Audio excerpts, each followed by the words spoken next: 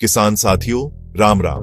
धान की नर्सरी तो हर किसान किसी न किसी तरह से तैयार कर ही लेता है, लेकिन असली खेल तो तब शुरू होता है जब पौधे की रोपाई करके खेत में डाल दिया जाता है।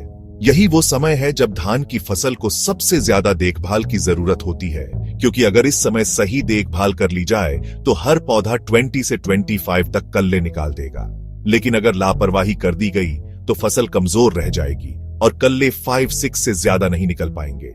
इसलिए आज की इस जानकारी में हम आपको विस्तार से बताएंगे कि धान की रोपाई के बाद कौन कौन से काम करने चाहिए ताकि कल्ले भर भर कर निकले और आपकी पैदावार दोगुनी हो जाए। सबसे पहले बात करते हैं रोपाई के बाद पहले हफ्ते की। भाइयों, रोपाई के तुरंत बाद पौधे को जमीन पकड़ने यानी जड़ जमाने का समय चाहिए। इस दौरान खेत में हल्का सा पानी बनाए रखना चाहिए ताकि पौधा सीधा खड़ा रह सके। लेकिन कई किसान भाई गलती कर बैठते हैं और खेत में जरूरत से ज्यादा पानी भर देते हैं। इससे पौधा दब जाता है और उसकी जड़ें कमजोर हो जाती हैं। याद रखो, अगर पौधा मजबूती से नहीं जमेगा तो आगे जाकर उसमें कल्ले भी कम निकलेंगे। इसलिए पहले 7-8 दिन केवल इतना ही पानी रखो कि पौधे टिके रहें। अब बात करते हैं पानी के सही प्रबंधन की। धान की खेती में पानी तो जरूरी है, लेकिन खेत में हर समय पानी भरे रखना सबसे बड़ी भूल है। रोपाई के 10-12 दिन बाद से खेत को कभी 2-3 दिन पानी लगाओ और फिर 2-3 दिन सुखा दो। जब मिट्टी में दरारें पड़ने लगें तभी दोबारा पानी छोड़ो। इस तरीके को सूखा गीला पद्धति या ऑल्टरनेट वेटिंग एंड ड्राइंग कहते हैं। इस पद्धति से पौधे की जड़ें गहरी जाती हैं और जड़ जितनी मजबूत होगी उतने ही ज्यादा कल्ले निकलेंगे। अब आती है खाद की बारी। रोपाई के 18-22 दिन बाद पौधे में पहली बार यूरिया डालना बहुत जरूरी है। यह समय पौधे में नए कल्ले निकलने की शुरुआत का होता है। अगर इस समय पौधे को नाइट्रोजन नहीं मिला तो कल्ले निकलना रुक जाएंगे। इसलिए लगभग 35-40 किलो यूरिया प्रति एकड़ खेत में डालें।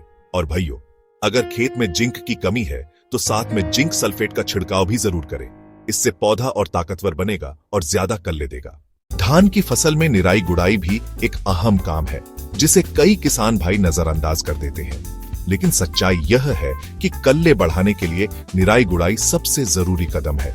रोपाई के 20-25 दिन बाद खेत में पहली निराई गुड़ाई जरूर करनी चाहिए। इससे खरपतवार हट जाते हैं और पौधों को ज्यादा पोषण मिलता है। इसके अलावा मिट्टी ढीली हो जाती है और जड़ों को हवा मिलती है, जिससे पौधा तेजी से नए कल्ले निकालता है। पुराने किसान हमेशा कहते हैं कि अगर धान की फसल में निराई गुड़ाई कर दो तो पौधा दोगुने कल्ले देगा। अब बात करते हैं धूप और पौधों की दूरी की।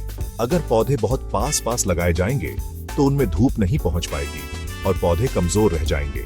इसलिए रोपाई करते समय पौधे के बीच कम से कम 20-22 सेंटीमीटर की दूरी रखना बहुत जरूरी है। जब पौधे को पूरी धूप मिलती है तो उसका तना और जड़ दोनों मजबूत होते हैं और उसमें ज्यादा कल्ले निकलते हैं।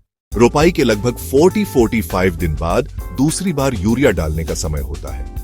यह समय पौधे के तेजी से बढ़ने और ज्यादा कल्ले निकलने का होता है। इस बार यूरिया के साथ पोटाश डालना भी जरूरी है ताकि पौधा मजबूत बने और कल्ले टिकाऊ निकले। इसके बाद रोपाई के 60-65 दिन बाद तीसरी बार यूरिया डालना चाहिए। यह समय बालियों के बनने से ठीक पहले का होता है। अगर इस समय पौधे को पर्याप्त पोषण नहीं मिलेगा तो बालियां पूरी तरह नहीं बनेंगी और उत्पादन आधा रह जाएगा।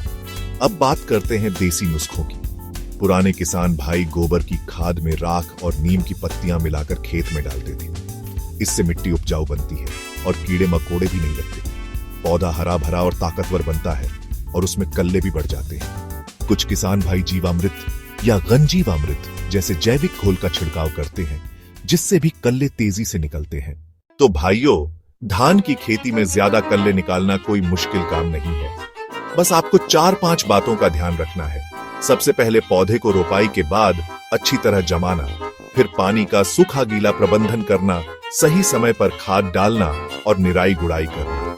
अगर आप इन बातों को समय पर कर लेंगे तो आपका खेत इतना हरा भरा और कल्ले से लबालब दिखेगा कि पूरा गांव देखने आएगा। धान की बालियां जब झूम झूम कर लहराएंगी और खेत सुनहरा दिखाई देगा तो उस समय आपको अपनी मेहनत का असली फल मिलेगा। भाइयों, अगर यह जानकारी आपको अच्छी लगी हो तो वीडियो को लाइक और शेयर जरूर करना, ताकि और किसान भाई भी धान की फसल में कल्ले बढ़ाने के ये तरीके सीख सकें।